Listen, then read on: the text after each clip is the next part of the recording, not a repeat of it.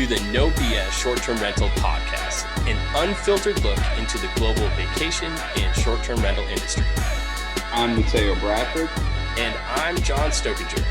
And this is our podcast. We bring the right people to the table at the right time, giving you an inside view and take on the short-term rental industry like no other podcast can. Another episode, Mateo. Good morning. How are you? Good morning. Fantastic, brother. How are you? Couldn't be Happy better. What is it? Labor Day. I know. Another long weekend and another weekend of me working on my kitchen, but I'm almost through. Backsplash, tile backsplash went up, so I feel pretty good. Oh, you're such a handy man. I know. I'm so proud of you. So Labor Day, it's a short week here for us. So this is, our Monday for those here in the US. But we're excited this week's guest isn't here in the US, but so didn't just celebrate Labor Day. Maybe you did. I don't know. I'll let you. My first question is going to be like, do they wear white after Labor Day? I don't know. What do they have? Do you wear white? Anyway, I'm super excited about our guest this week. We're going to let the cat out of the bag. The people who are on video, your YouTube subscribers can see this, but we have the one and only Simon Lehmann on this week. How did this happen? I've got Simon on it. This is amazing. I'm excited. We're going to dig in. Hey, Simon, how are you? Hey, boys. I'm good. I'm very good. It's my second day of the week, by the way. So no Labor Day for me yesterday.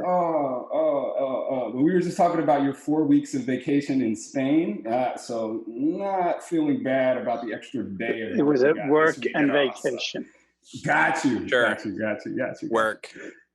So to all those out there listening who don't know who Simon is, all three of you out there, we are blessed to have the CEO and co-founder of AJL and industry icon. I don't want to go into the adjectives, Simon, because there's so many ways to describe you in a positive way, in terms of what you do. But, that's why I'm really, there are probably only three people out there who don't know who you are. You've been the face of the industry for so long. You've been a thought leader in this space for so long.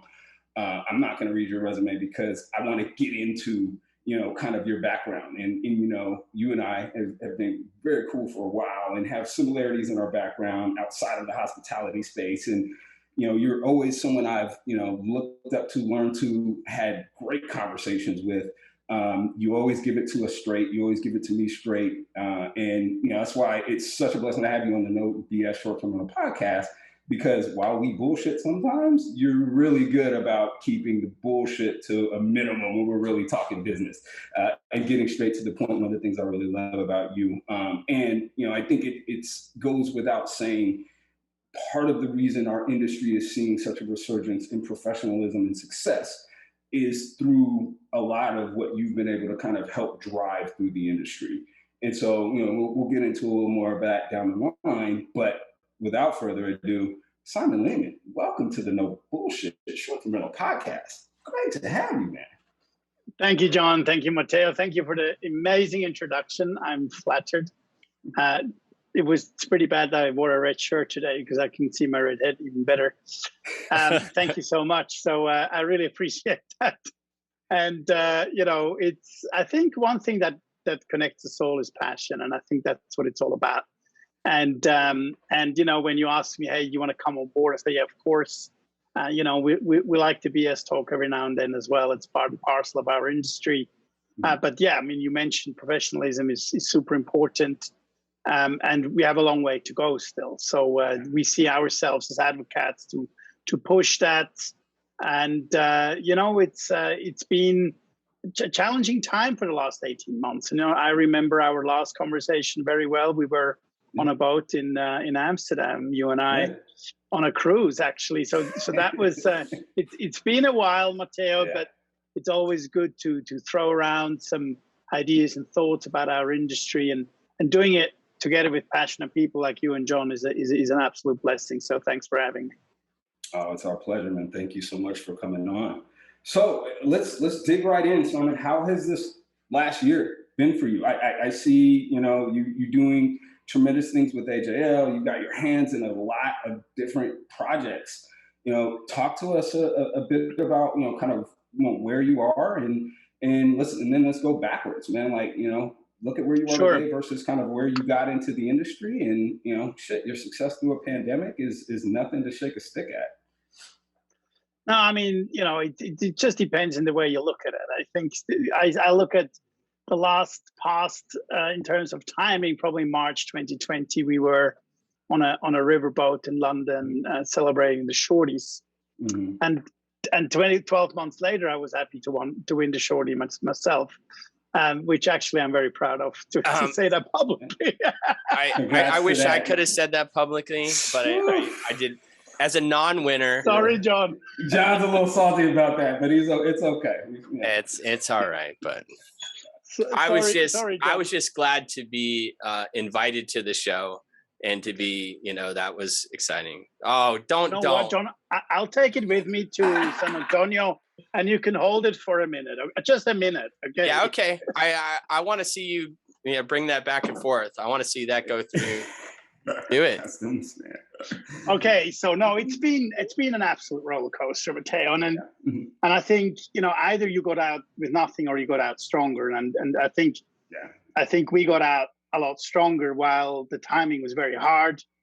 In April we could have been the most successful consulting firm in vacation rental, but nobody wanted to pay us for it. So that was a bit of a challenge because everybody needed consulting and help how to navigate through this crisis.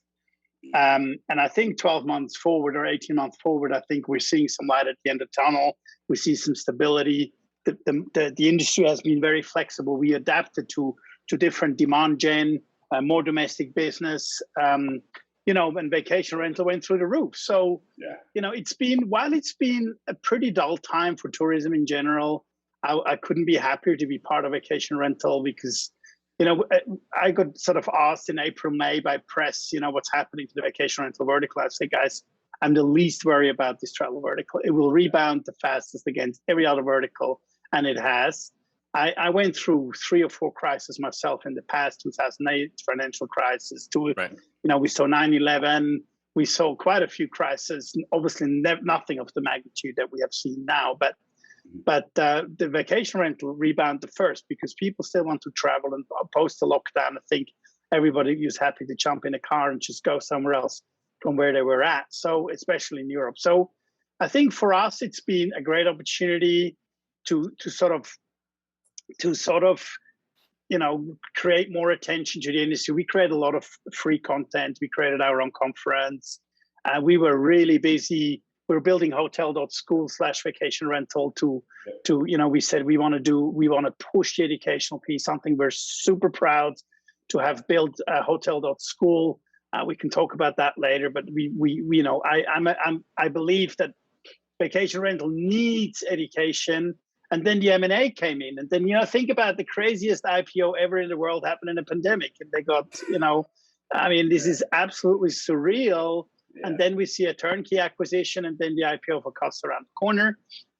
So all that is incredible. So it just shows how resilient and how interesting this industry is that we're in. So we have a lot of stuff to talk about, and it's interesting. We have sort of built ourselves a very strong network in the financial world where we have a lot of analysts, especially from the US, who call us, and we educate them about vacation rental because the financial industry knows very little about the vacation rental industry, and now they've seen some trigger points that they want to understand, and then they call experts like us, and we explain to them what vacation rental is all about, what are the unit economic drivers, what are the growth opportunities, et cetera, and we help dissect investment presentations, right? What I like to see about you've been doing this a long time. How long exactly has the consulting aspect, AJL, been established as your main focus? I mean, truly, how many years now? 3. So it's basically when it was February 2018 when I left Focusrite as CEO. That's when the first mandate was working for a private equity firm to acquire Wyndham Vacation Rental Europe. Okay. Which then was acquired by Platinum Equity. So that was sort of the start of AGL. We were still called AGL Consulting at the time, but we felt consulting has a bad connotation. And that's what I was just going to say, Simon. It's like any Joe Schmo, and this isn't meant to be a bad thing to you, but any Joe Schmo that gets out of a certain spot, they're in here doing their thing. Like, oh, screw it, I'm just going to start up a consultant firm, and like truly, not many of them make it, and because they just put consulting at the end of their name or their last name or whatever focus they want to do, but they don't really have anything built behind it to actually support it, which is obviously a big difference between what you're doing. But yeah, there's a lot of failed consulting that you see. I totally get it, John. I mean, you can tell if you basically you failed your corporate career, so you end up as a consultant. I mean, that's in a nutshell what you're saying, right? And I can tell you, that did actually not happen to me at all. I just don't want to do. I just, actually, to the title of your show today, I didn't want to deal with the corporate bullshit anymore. Fact. Simple as that. And, so for me, I was close to turn 50. I got a tremendous opportunity to run this project for a super large private equity firm, which taught me a ton. I was on this mandate for 5 months. And then, either I had the opportunity to become the CEO of this business, which didn't happen because we didn't acquire it. Platinum Equity acquired it. And then I said, now I'll continue to do this. I had, and on the other side, one thing that I love about my job is that I can leverage literally 30 years of experience as a CEO. Right. And this is not just consulting. I tell you how to do a better job.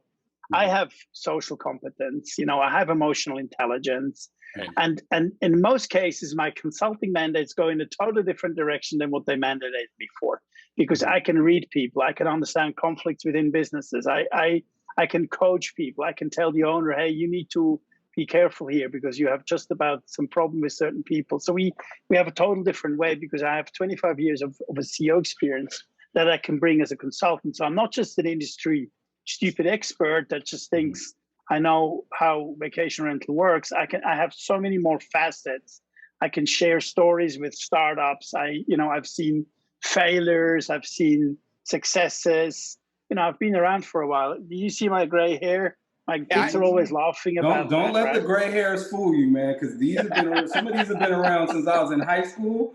Look, yeah, but again, and Simon, I think that's a great point, right? Like, the push for professionalism within the industry has been, we hear it all the time, right? But who's pushing, right? Like, who's pushing for that professionalism? What does it look like? Because from my short time within this industry, I've seen a lot of push, and I've seen a lot of people, who are, experts or claim to be experts in this space and claim to be helping. And especially on the private equity side, who really didn't know shit about what the short-term rental industry was doing, and the deals that were done kind of show that, right? The past deals. How is this going to look different moving forward, right? Like I have an idea, but I think you can actually speak to this better than anyone else. Like, how are the deals smarter now than they were, even 2 years ago, 3 years ago, in terms of what's going to come out of this? With the new age in which we're at, the new kind of world we live in, right? And, a lot of money still being thrown around and lots of M&A deals still happening. What's going to make this any different? What's going to set these companies up for success where these, private equity firms and others failed before? I don't think not a lot is going to change, to be perfectly honest, because fragmentation will not go away. Number one. Number two, one thing that has become very clear and very obvious, that the investment world in the United States is looking at this industry a little bit different than in Europe, because the valuations are totally out of sync. And I don't want to go deeper there for the moment. We'll keep that.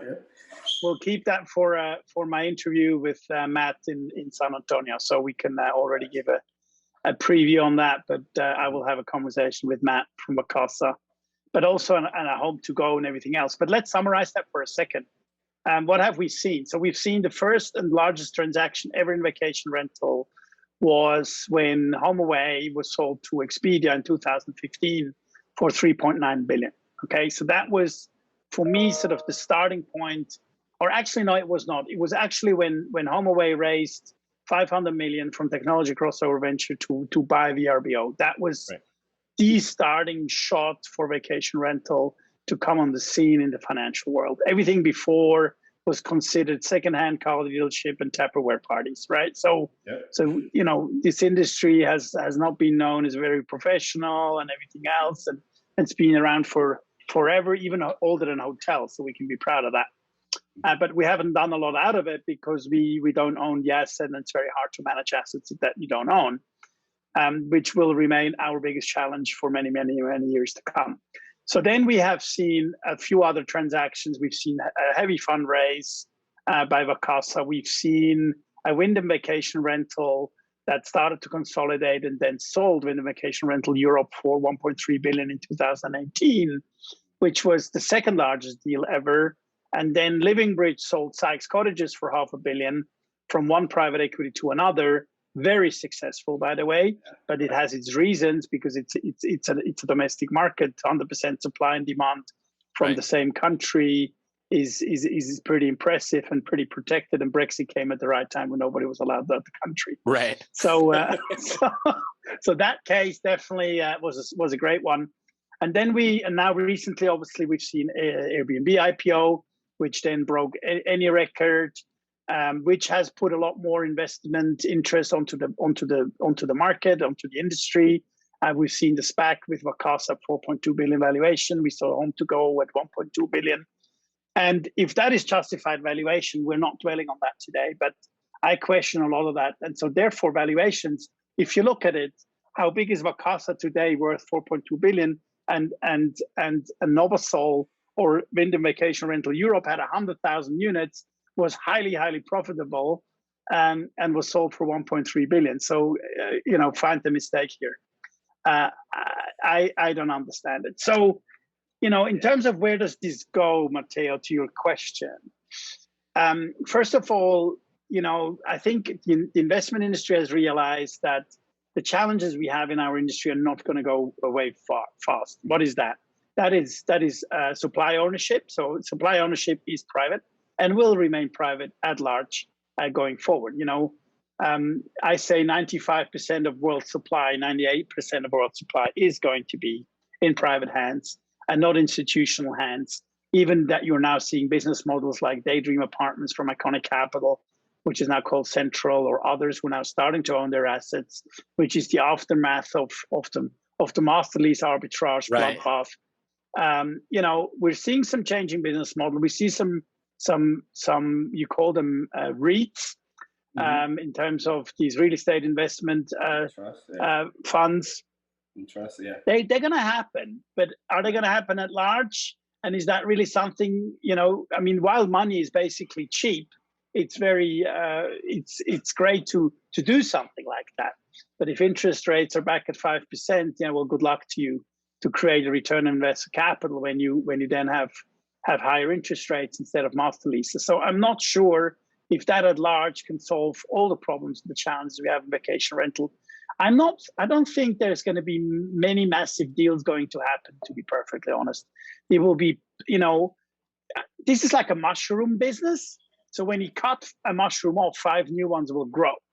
And this is the beauty about it, because people will start again, property management, they know a few people. You saw the churn rate that certain companies have. There's plenty of opportunities to pick up a new business.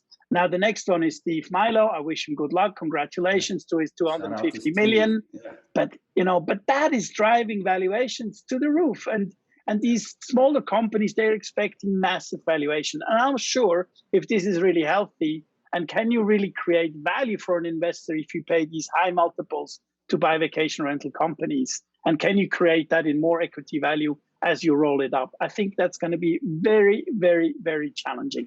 I put my card on the luxury rental. That's where where we will see a lot of activity. But in the mass market of vacation rental, I don't think if that is so interesting for private equity, if it's not a large enough deal, because the large private equities, they want to deploy half a billion and more in terms of acquisition. And look at how many deals are out there. Not many or none anymore, right? How are they looking at the path to profitability? Because I think that's one thing I think you pointed out. I don't want to just skate over that either, right? Because you're talking about the deal prior to the CASA and with that valuation, the difference in that delta in what they were valuated versus what the CASA was valuated, right? At the end of the day, Simon, like, what are they, what is their timeline in terms of, are they even looking at path to profitability and what that window and calendar line is? Because again, like, I don't see it, and maybe I'm not in the room, maybe I'm not around, but from my novice Airbnb, analysis, yeah, is Airbnb profitable? I mean, I'm not going to shake a stick at that one. We know the answer to that, and they don't care. It's in there. That's why they said it. They don't see. They're not planning a path, right? So how do we determine value in that space? Like, where does that, as someone that's looking at it from the outside in, from our vantage point, where is the value then? Like, is it market? Is it just the marketing engine? Is it just keeping the ship running and floating?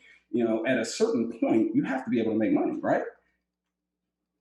I mean, there is clear path for profitability. That's a clear strategy that Vacasa has and will need to have, without a doubt. Vacasa is not a brand on the supply, on the demand side. It's inexistent because everybody books through the OTA. So that's something that has been very dangerous in the United States. There's no brand value whatsoever of these companies because they're relying on third-party channels and in relation to demand. So there needs to be a clear path of profitability, and that is unit economics, unit density in markets to have enough. You have a high enough unit density so you're able to operate profitable. That will mean that you clean up certain destinations where you don't reach a critical mass of supply. So in order to scale your operating costs. So without a doubt, so there's many different drivers. Obviously, occupancy is one, revenue management and cost management is another, and then obviously have a good enough unit density in markets to push profitability. And that ultimately, for a company like Vacasa or a classical operator in our business, needs to happen. And this is why we at AGL put this conversation of APS out there into the world and said, hey, we need to start talking about the profitability and not the revenue. And this is something we're preaching and we're adamant about. And it's still, and we feel in a very good spot to do that because nobody else has picked that up and say, hey, profitability comes before revenue. And I think that's where a lot of the smaller ones can learn a lot. So it's not all about growth. It's actually about unit economics, understanding when does a unit on a booking level create a positive contribution margin.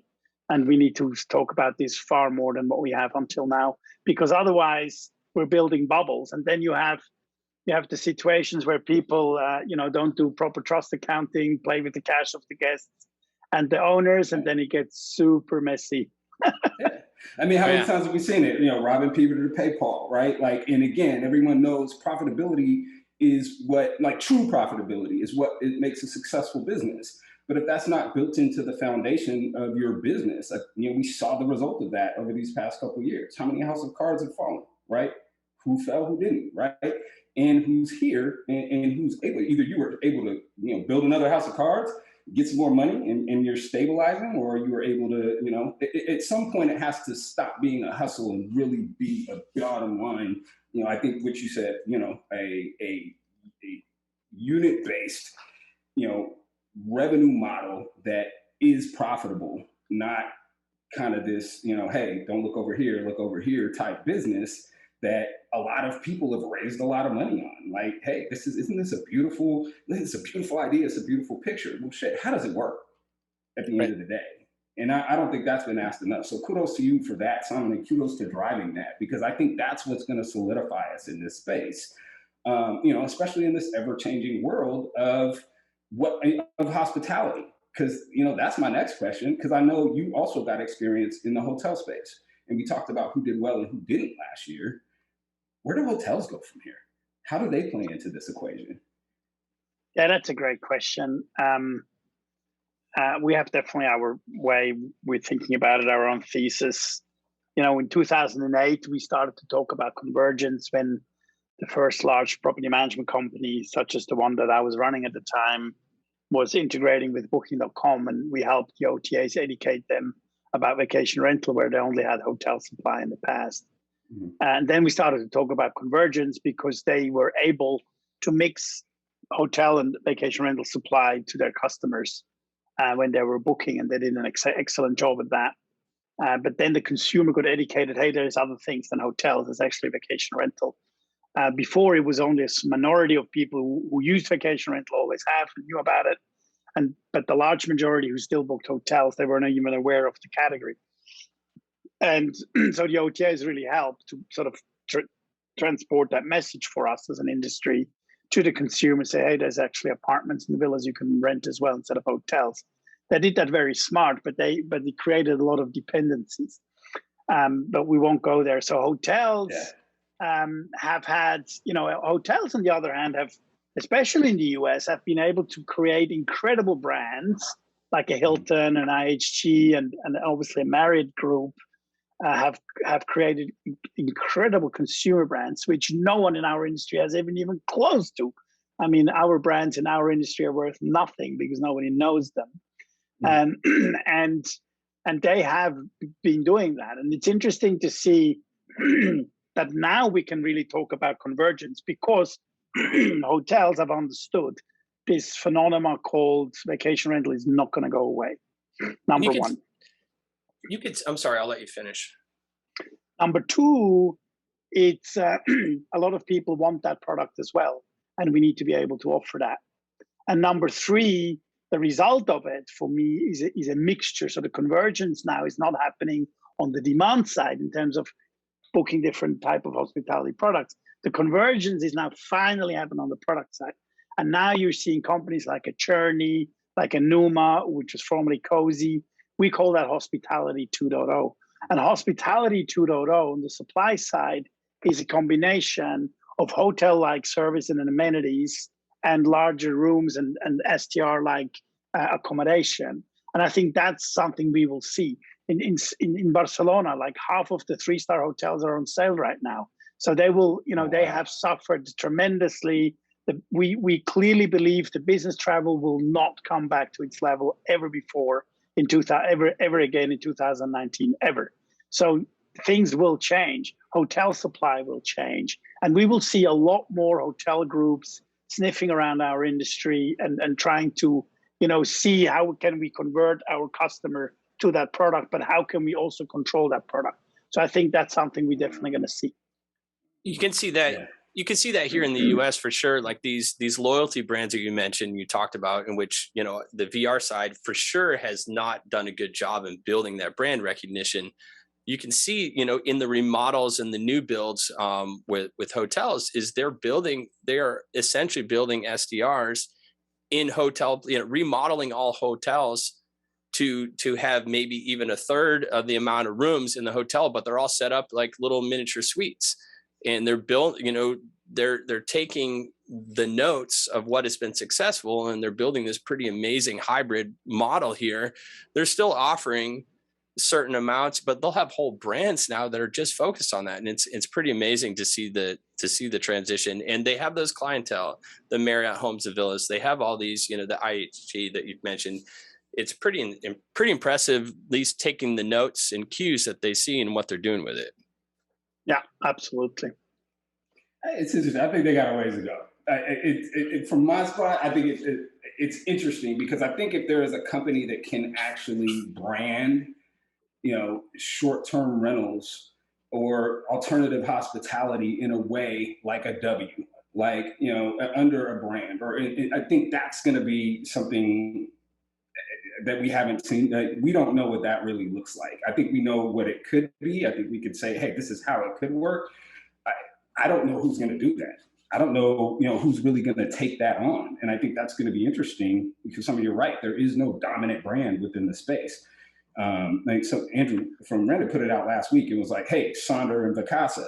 And my immediate thought was like who's stronger? Who's the brand within this space? And I'm just like, it's got to be Vacasa, number one, because they have a path to profitability and they know what they're doing from the management side. And again, I don't know what their operation looks like now, but I know Sonder's operation was very much so, heavy in certain areas where Vacasa was lighter. And they also play in different markets. Sonder's not playing in Destin. Sonder's not playing in traditional vacation rental markets.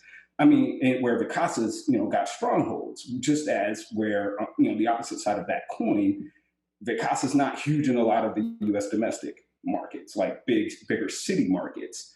And so, but which is more valuable, which is more profitable? And I think that's going to remain. I mean, again, I have my opinions on that, so I'm going to leave that there. But at the end of the day, I think we're going to see. But I think it begs the question, like, who's that brand going to be, Simon? Is it going to be someone we know, or is it going to be someone new? No, I think it's going to be somebody new.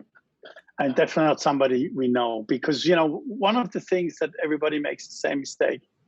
They don't accept facts of the market environment, right? Or the market particularities are not being accepted by the facts, and everybody has tried to do it again and again, but not understanding what certain things you cannot change, that you need to accept to build your business model around. One is the business is hyper local, so we all agree, but it's a fact, and you cannot break that. So if you don't have somebody on hand who knows the destination better than everybody else, you're not going to succeed. Number one. Number two, the industry is built on trust and not on assets. So the trust is our only asset that we have in vacation rental, because at large, 98% of our supply is secondary home ownership. And, these people have worked their lives to build a second home, and it's their castle. So that's not an easy rent, right? And that's what people underestimate. It's not a commodity for the individual homeowner. For an investor, rental contracts are a commodity. How many rentals do you have? What's your churn? What's your net churn? What's your gross churn? How many new contracts are you going to sign in the next 12 months? But then when you go down on the level of actually sitting down with Mr. and Mrs. Smith at their dinner table to rent out their mansion to have in Florida for 5 years and the family for $2 million, that's a different conversation to be had, and build that trust. So that is not going to go away. And then you have other challenges. It's individually owned. So that means setting standards is very difficult. Setting standards on how it's equipped, how it's furnished. The curtains are different in every house. The couch is different in every house. The kitchen is different in every house. That's what our guests love, but that's what we love about our industry. But we also would like to set some standards. But then the homeowner thinks, hey, my pink couch is very nice. And then you say, no, actually, a dark one would do better for our guests. Screw them. So this is a discussion we will have forever. And these particularities is something that we love about this industry. We're passionate about it. But to scale these three facts is very difficult. And this is, we have seen with the churn rates of the acquisitions that have happened. And, you lose local heroes, you lose local brands where the owner is comfortable with his property manager that he used for the last 10 years. And if you break that, you can't scale. So the question is, there will be different models in actually getting these together. One of which is most probably going to be franchise, or hybrid. So I'm saying what we need to do, while our RBOs, our rent by owners, get better and better educated by the day, we need to take a more hybrid approach to our industry. When you go to an American supermarket, me as a European, and I go to the cereal aisle, I'm killed because I have 600 different types I can choose from cereals, right? And that's a pain in the ass, but we're being educated as consumers to have choice. Now in vacation rental, it's the same thing. We want choice. So if a property manager comes and says, I need your contract exclusive and I want this, that, say, ho, ho, ho. I have the same cleaning lady for the last 20 years, so forget about the cleaning. I'm going to do that. You can do the distribution. And if you then do a good job, I'll let you do the cash payments as well and this and that. So we need to be hybrid in the way we go after this market. We need to build solutions to serve our customers' needs. And I mean the owner, we need to build solutions that accommodates their needs to drive loyalty to them. And loyalty is driven by occupancy and distribution, right? So I think these things we need to accept and then build our businesses exactly focused on those market facts, call them. And then I think you can be very successful, but we need to be flexible. Now, the human being in his DNA of being flexible is not our strength, right? But on the other hand, we want choice. So again, this is something we need to put together. Right, and that's on both the side of the property manager and the homeowners, being flexible and for it to work. And I those are just absolutely excellent points, Simon. Question for you: looking at the models and looking forward, I don't know what that noise is. Maybe it's me. Looking at the models that we have going forward, what's going to fail? What business model that is moving now, like you, or what brand, or you don't have to necessarily go and say what brand, but but what is not sustainable? What's not going to make it for the next 5 years? What are we going to see change? Business that is not profitable is going to fail in the long run. So I think it's not all growth, it's unit economics and it's profitability. I totally believe in that. As soon as we see an economical downturn, everybody who goes for growth will be imploded immediately. And it will get worse, because once we have a downturn, then you cannot sustain your business. So no matter which business, John, it's a great question. I wouldn't even pinpoint it in different models. We can talk master lease, we can talk ownership, we can talk distribution only, like an Evolve. I think all of these have potential to fail, but also have potential to succeed. I think for me, maybe more because I'm European, or I don't know, we deal with our cash a little bit more careful. And in Europe, we only have one credit card instead of 50. This. I have two. I have two. One for work and one for personal. That's it. Excellent. Sorry, I didn't want to stigmatize anybody. No, I mean, money is money, right? And it depends what you do with it. And I think, to answer your question, I believe strongly I think it's the model itself and how you want to run your growth strategy. How much leverage are you? You look at this master lease thing. Like before March 2020, it was the best. It was everything the best since sliced bread. Everybody was going after it. Have you seen how fast all of them, unfortunately, who did a great job, like a Jordan from Stay Alfred and others, passionate, Joe and Andrew from Wheelhouse, all passionate about their businesses, going out there saying, hey, we bring a new product out there. They got literally wiped out within 24 hours because the debt that they had on their balance sheet to finance master lease was not sustainable. Full stop. So your risk appetite. So I think the higher your risk appetite is as a business, no matter which model, the more risk you have to fail. Full stop. And especially where we're going to see economical downturn, recessions, and interest rates rising again. At the moment, money is cheap. The government is pumping money in to keep the economy alive. That's dangerous. That's dangerous. And I think you need to be careful in building your business and think about how much can you leverage it, how much debt can I carry if certain things go wrong. I'll give you a little example. If you want to buy a house in Switzerland for a mortgage, you need to be able to sustain a threshold of interest rate of 5% next to your income in relation to what you lend from the bank. So in Switzerland, you need about 8. You can lend 80% of the value, and 20% is down payment cash. And you then need to show your salary. And if you can't maintain a 5% threshold, you're not going to get the mortgage. Now, the actual interest rates are at 1% at the moment. Right. Wow. So we're paying 1.2% interest rate at the moment on our houses. It's nice. And you can imagine, it's beautiful. But actually, to the bank, I need to show I can handle 5 before I'm going bust. Right. So that's a risk corridor of 3.8% that I'm under leveraged to actually manage my mortgage. And that's a smart thing, because my salary can go down, but the value of my house can go down. At the moment, it's not, it's going the other way. But I think this is something we need to be mindful about.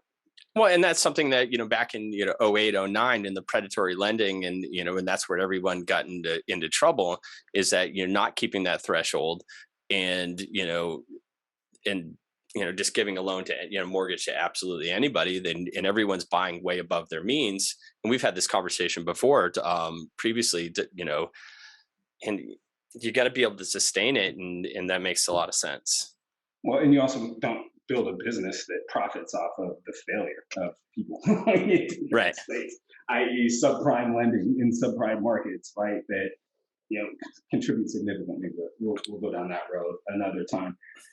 One thing I want to bring up, Simon, before we get out of here too, is I think, a huge part of what changes, our industry is education. And I want you to talk about, what you did in that space, what you created through your hotel school, because it's not just the tips and tricks of how to be a better hospitality provider, right? It is how to be a better business owner within the hospitality space, within the specific hospitality space. And you brought some of the brightest minds together to create a platform that is hugely beneficial to anyone that chooses to come and educate themselves around this. And again, I think this is just the beginning. I think we're going to start seeing this blow up. It's going to be in schools, as our industry continues to grow and I hate to continue to say professionalize, but to grow and mature, right? And just like other business, just verticals do. How did you get to this space, and what is your goal with the hotel school that you have? I want to talk a little bit about that. Absolutely. Thank you, because we need to talk about education. I can throw the question back at you. Matteo, have you ever used a Uber? I have. Have you asked the driver if you had a driver license ever? No, I trusted the app. I trusted the so app there we go. To do the vetting. This is my answer. At the end of the day, you lie in someone's bed, but actually you have no clue if the guy knows what he's doing or not, right? So, and when you sit in a taxi, you presume the guy has a license, right? And he's sort of knows what the hell he's doing. Now, in our industry, we have absolutely no clue, and now we're letting people on Airbnb become hospitality experts, and we're doing a disaster for the guest experience. So I think, you cannot learn this job of becoming a property management company or a property manager or a host. And I think that's brutal and that's wrong. You have the best hotel schools in the world, Cornell in New York. You have hotel schools in Switzerland, the best in the world. But none of them have actually vacation rental on their tutorial. So this is an industry by error, because you have a place to rent. So hey, I'm start doing it, but we're still doing a crappy job. So we said we need professionalism, we need education. In all the conversations that I have with all my great friends, like Dave Krause from Rent Responsibly, with the associations, everybody talks about education, but it's not. And I think it will become even a regulatory issue eventually, where you need to show some sort of education of what you do, and then it goes into health and safety. It goes into many different areas that you can really be a professional host. And this is what we wanted to do. So we wanted to push the envelope of offering education, professional education, done by the brightest minds, subject matter expert of this industry. Like, Sarah Franzen did our distribution piece. Susan Tormollen for ex-HomeAway Software did the marketing piece. We had Cliff Johnson and Michael Dritcher doing technology and data. I mean, we had the brightest minds in this industry to tell the world how it's being done. You did a couple of those too, by the way. You did a couple, not just everyone else. And I want to say that I was because I was on a shorty, I received the ability to go ahead and do one. And my dumbass, I signed up, I started. And I didn't realize I had such a short window, and I was so busy with work that my time ran out. So I need to go back in and redo it. I was super excited to do the course, but I got started and then I got busy with work, and unfortunately I never finished the course. Boo. Which one did you do? One of yours. I can't remember. It was I did operations and I did strategy and revenue management. So. It was the more in-depth one. We had talked about it briefly. And it was amazing. It was super in depth, and I was like really loving it. And then I had to shelf it for a couple of weeks because I was super busy with work. And then when I went back, I'm like, oh shit, I don't even have any time to finish this.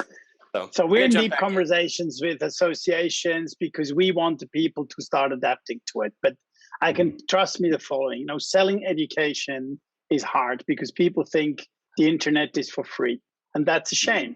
And the quality differs massively, right? So we definitely need to have, we need to do more work. We need to have the right stakeholders for education, but we're definitely working on that. We're going more after corporates, because what I believe, if I would run a property management company, I would make sure that every new hire will have to go through these 150 mini courses within the first year of them being employed. I mean, the problem is that the guy who does that knows 10 times more than the boss. So that's going to be a bit of a problem. But, I mean, this is something we can talk a lot about, but we're passionate and we all need to support education and vacation rental. It's just so important because, one thing that we should never forget, we still only address about 40% of travelers. 60% have not yet chosen a vacation rental over a hotel, even though they want hotel-like amenities, they want hotel-like services, but they don't feel safe in our homes. How crazy is this? And so we still have a lot of work to do. And the more we educate and the more we professionalize, so the addressable market is there to get people into our industry that have not yet rented. That's 60% of the travelers. It's massive. That's crazy. 60%, that's a huge number. That's absolutely insane. Yeah. I wouldn't think it'd be so high. I mean, but that's, you're the numbers guy. Absolutely. It is huge. In certain markets where it's more traditional and older, like Europe, it might be 50, but not much below that. That's crazy. Hey, I know we're getting to the end here, Simon. I know you have some other things, other engagements. I want to make sure that we are going to go ahead and put the link on the website for both of your AJL, but also your hotel school for everyone to go ahead and check all that stuff. Is there any last words of wisdom, anything you'd like to leave to our audience today? Yeah, absolutely. First of all, I want to thank you, John and Matteo, for doing this and putting this together. It's great to have this podcast and also doing it in a different approach. But on top of that, I got my travel permit today to go to the United States. So actually we can do the BS talk at the bar in San Antonio, which I'm extremely excited, and I'm really looking forward to being in the United States. So that's great for the audience to know. We'll be there, hopefully to catch up in person. And thank you guys so much for putting this together. And I wish everybody, stay safe, stay healthy, and hope to see you all very, very soon. Well, I'm excited to see you, man. It's been far too long. I'm looking forward to having a drink with you in person, not just virtually. And, I don't know if you wanted to plug. I know there's a lot of things going on and you're doing things with VRMA. If you want to talk about those things, because we're about to plug our VRMA part. So if there's anything you want to put out there, feel free to say it. If not, cut it. I mean, I have the honor and the pleasure to literally do all the fireside chats this year. So it's pretty much all the movers and shakers in our industry, which is Matt Owen from Wacasa.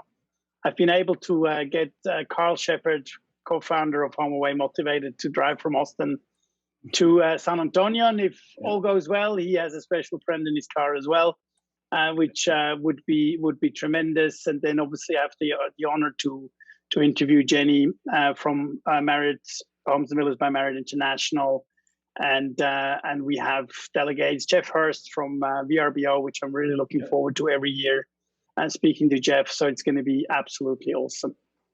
I'm so excited to hear those. People, Carl, Jenny, they're all good friends. So excited to see, and you don't disappoint, Simon. Again, this is going to be, and again, we're open here. We love your Red Shoes podcast.